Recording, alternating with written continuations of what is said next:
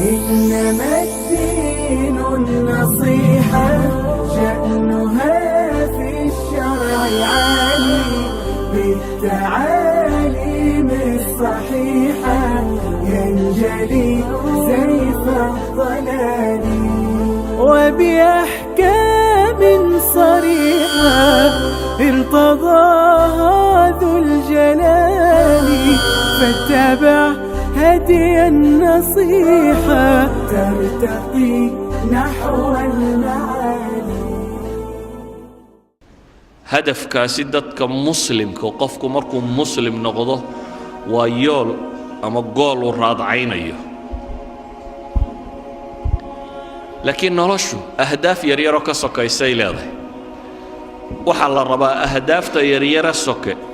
إني أخد ميسو هدف كوين يعني wax kasta oo hadafka weyn ka weecinaya waa inuu noqdaa waxaan macna badan agtaada ka sameynaynin مثلا inaad xoogsato oo shaqaysatid oo hanti yeelatid waa mubaax waa wax bannaan noloshana waa laga rabaa laakiin hadday hadafka ku weydaarinayaan ka waran ilaahay kuwa quraanka ku amaanay wuxuu leeyahay maxay rijaalun لا تلهيهم تجارة ولا بيع عن ذكر الله وإقام الصلاة وإيتاء الزكاة كوحبا إلهي أمانة كوحدا الأمانة وحلقة المامي رغنمو الرجال ويان باليدي والرجال محيكو سفوبة لا تلهيهم تجارة ولا بيع عن ذكر الله باع مشتركة إيا لعقت كسب الشديدو كما ويعيسو ما إلا وسيسو هدف كي وينا oo ah inuu salaad oogo inuu zakar la yimaado inuu ilaahay caabudo inuu xuso in aakhiro hortiisa ay taalo yakhaafuna rabbahum inay rabbigood ka cabsanayaan maalin qulubta ay gagadoomayso idan hadafka weyni waxaan soko oo dhami dabab kuma ridaan ceeriyaan maaha kaa qarin karta mushkiladda dadka haysata ugu badanay waxa weeyaan ilaahay wuxuu ina leeyahay هذا الصلاة دميسان محل ينيري فانتشروا في الأرض وابتغوا من فضل الله صلاة مركا دميستان لولكو كفاف إليه رزاق دي سرات سدا ليري واذكروا الله كثيرا لعلكم تفلحون لكن لولكفاف هي التجارة دي وحنا هدي هدف كوين قلضيان إيجا لغو هرتقية ورجال لا تلهيهم تجارة ولا بيع عن ذكر الله وحبدا مركا مانت أهدافته وين تدتكو إلا بان وحي يريرو سكينكو مشغولا وحلقيا بان انت الساعدودات كو بحسي سكول كيات ساقدين وكورن يوم القيامة هدات ساقده مالنت أن ساقد نمكا وين يجرين وحلقيا بان ولايا هي عيبوبين وكورن قيامة مركا رير نبي آدم ودن لا سكينة هداد عيبوده يوم تعرضون لا تخفى منكم خافية رير نبي آدم إلا كودن بيا قوبي تاغيهين هداد عيبوده waxaa laga yaabaa inaad sileedahay noloshu way kugu adagtee fududee oo ka waran maalinta 50,000 oo sanadooda noloshaynu joogno dhammo waa imisa 60 sano 70 sano 80 sano ka waran maalin 50,000 oo sanadooda haddaad cadaabanto intaan janniya naarba la isla gaadhin kaana 50,000 sana maalina qiyaamuhu waa maalin 50,000 oo sanadooda 50,000 oo sanadood baa taagnaanaysa 50,000 oo sanadood baa dadkan la xisaabaya 50,000 oo sanadood baa cadceedu halkan taagan tahay 50,000 oo sanadood baad waxaad harsanaysaa waxaad xoogsatay ee hadafkaasi aad u xoogsatay 50,000 oo sanadood baad dhididaysaa oo dhididkaagu wuxuu gaadhayaa halka waa dunuubtaadu joogtay 50,000 oo sanadood baa ragga qaar hadhsanayaan oo carshu raxmaanka hadhsanayaan ay ka mid ahaayeen dhallinyaradii ku kobocday maxay ilaahay cibaadadiis madaxdii cadaaladda samaysay kuwii habeenkii istaagay ee ishooda ay ooyeysay kuwii gacantooda midig waxay bixinaysa gacantooda bidixaanay ogeyn kuwii shahwaatu nafsiga ka soomay ee naaga quruxda badan leh inta u yeedheen ku yidhaahdeen ilaahay baan ka cabsanayaa ama inantii inanka quruxda badan leh u yeedhee tidhi waar ilaahay baan ka baqayaa ayay dhaaf kuwaasi waxa la yidhi iyagu carshu raxmaan bay hadhsanayaan cadaabkanaad ku jirta iyo waxa kana arki maayaan ka waran haddaad sileeday nolosha waxaad u baahantahay way kugu adkaatay biyo lacabo iyo sharaab iyo waxoogaa dabdabacsani inaad u samayso ka warran 50,000 sannadood haddii haraadka u kaa siiyo iyo ninka xawdka nebi maxamed ka cabayaan haraadayninba yacni hadafka weyne hadduu lumo noloshan soka qiimo ma leh shayaatiinu linsi waljinnina waxay isugu tageen inay hadafkaa weyn qariyaan oo ay kugu mashquuliyaan ahdaaf yaryaroo soke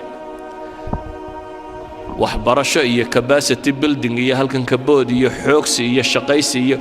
wax yaryaroo soke oo marar badan aan hadafkaba uu qiimaynaynin dhallinyaradana iyada waxa u sii dheer qaar aan tannaba wax ka tarin baaba lagu sii mashquuliyey hebel baa laadiya heblaaya kolayga ku riday kubad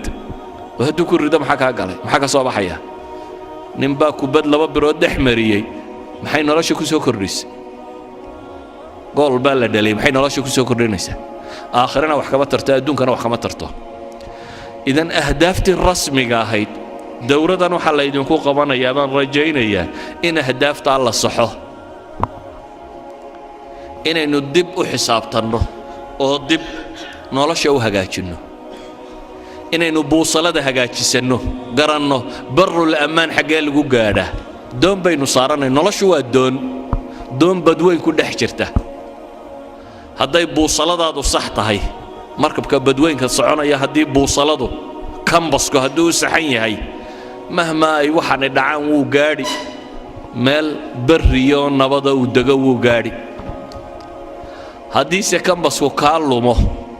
mawjaduhunbaa kolba dhanku u kaxayn badweyntuunbaad ku wareegi doontaa adoo aan weligaana dhul arkaynin waxaa la mid ah qofka noloshan garan waaya wuxuu jooga ka qabanayo haddaad cab oo cayaar oo boodbood oo wax dhal oo xoogso oo daaradhis oo kan samee dan hargeysaa joogtaan bal suuqa hargeysa isdhex taaga raggii dhisay meeye waa daartii xaaji hebel iyo watii ilmo hebelunbaa maqlaysaan meeye xaajiyadii ka tageen aarahan hargeysada aan maanta dhex joogtaan raggii lahaa cidi kama noola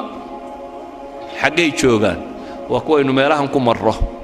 xataa magac male hadda xabaalaha ka bannaybana asxaabulqubuurkii xaajiyanimadii iyo magacnimadii iyo maamuuskii iyo hebel wixii lumiye waa asxaabilqubuur waa dadkaa godadkaa ku jira ciiddaynu ag marayno ma waxaad diyaar u tahay inaad danda intaad dhisto ku biirtid kuwa magaclaawe halkaa ku jira aan la kala garanaynin xufraddan ay ku jiraan dabcan qaar bay janno u tahy qaarna naar bay u tahy laakiin inaga agteenna waa asxaabulqubuurun waxay isweydiinta le markaa war maxaynu u noollahay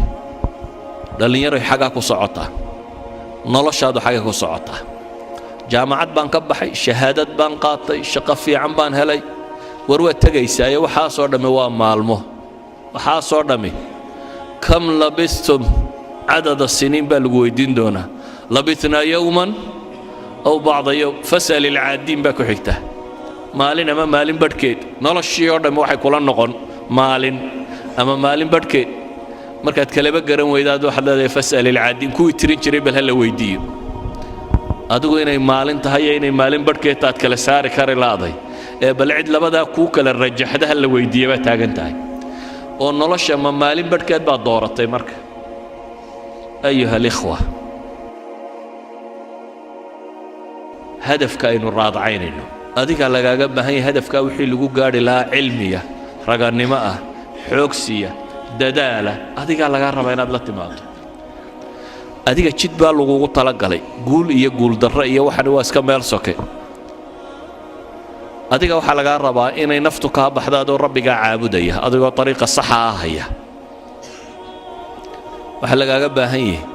as'ilada kugu soo beeganta nolosha inaad ka jawaabi karto oo aad uga jawaabi karto hadafkii lagu abuuray wixii aad ku gaadhayso kelmadaydu markaa waxay ku kooban tahay nolosha yoolkeedu yuu idinka qaldamin ilaahay waxaan ka baryayaa subxaanahu wa tacaala inuu ina wada sugo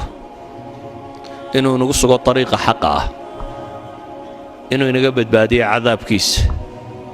inuu inagu sugo jidka jannada loo maro kuwii islaamnimada ku dhintayna alla inaga yeelo subxaana wa tacaala